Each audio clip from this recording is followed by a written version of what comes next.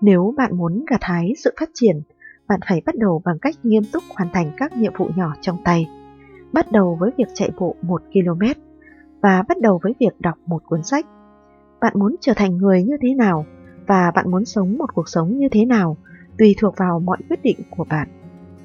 Cuộc sống chính là một cán cân. Muốn có nhiều thêm một thứ này, bạn sẽ phải bớt đi một thứ khác và ngược lại. Muốn có được bất cứ thứ gì đều sẽ phải trả giá tương xứng. Cách nghĩ sẽ quyết định cách làm sẽ quyết định cách sống. Sau đây là 5 nguyên tắc sống để làm người và làm việc, hy vọng sẽ có ích với mọi người. Thứ nhất, quy luật 5 phút. Khi bạn muốn làm một việc gì đó, bạn phải bắt đầu hành động trong vòng 5 phút. Nếu không, bạn có thể trì hoãn rất lâu, thậm chí là không làm. 5 phút là một thuật ngữ chung chung, không nhấn mạnh gì hơn tầm quan trọng của việc làm ngay. Mọi người đều mắc chứng trì hoãn ở một mức độ nào đó, trì hoãn những việc cần làm cho đến khi không thể thực hiện được nữa.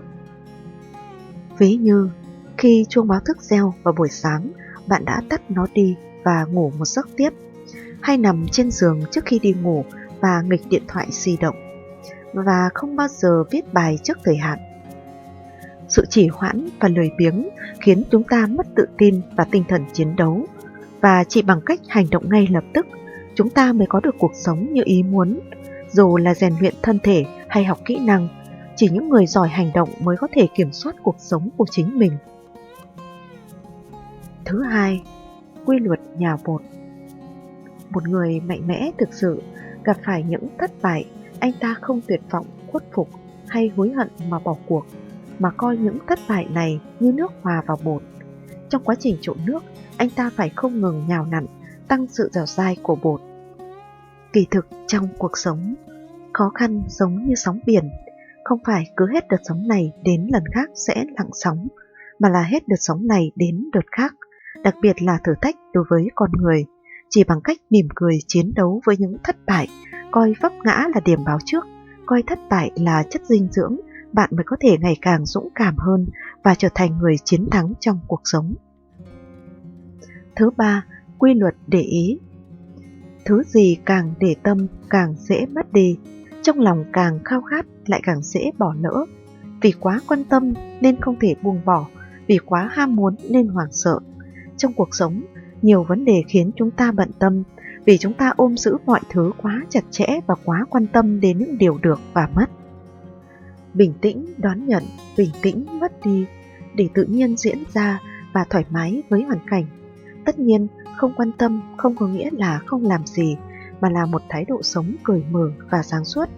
Hãy để những dây thần kinh căng thẳng được thư giãn, và khi bạn buông bỏ được, bạn có thể thực sự không sợ hãi, và mọi việc sẽ tự nhiên phát triển theo chiều hướng tốt nhất. Thứ tư, quy luật quả táo. Nếu bạn có một đống táo, một số tốt và một số xấu, bạn nên ăn những quả tốt trước và vứt bỏ những quả xấu. Nếu bạn ăn những quả xấu trước thì những quả tốt cũng sẽ bị hư, và bạn sẽ không bao giờ ăn được những quả tốt. Đây là quy luật quả táo. Quy luật quả táo cho chúng ta biết rằng mọi người phải giỏi trong việc đánh đổi và nhớ làm điều quan trọng nhất trong cuộc đời bạn trước tiên. Chúng ta đã bỏ lỡ bao nhiêu cơ hội trong đời và bao nhiêu điều quan trọng đã bị chúng ta từ bỏ.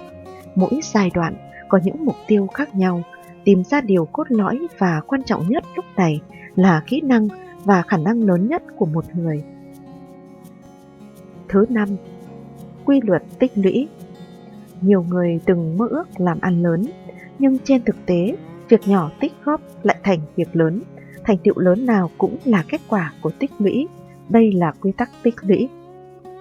Nếu bạn muốn gặt hái sự phát triển, bạn phải bắt đầu bằng cách nghiêm túc hoàn thành các nhiệm vụ nhỏ trong tay. Bắt đầu với việc chạy bộ 1 km và bắt đầu với việc đọc một cuốn sách. Bạn muốn trở thành người như thế nào và bạn muốn sống một cuộc sống như thế nào tùy thuộc vào mọi quyết định của bạn.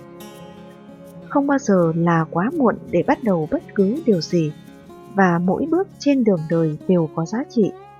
Làm những gì bạn muốn làm, cố gắng trở thành người mà bạn muốn trở thành, và hãy bắt đầu ngay từ bây giờ.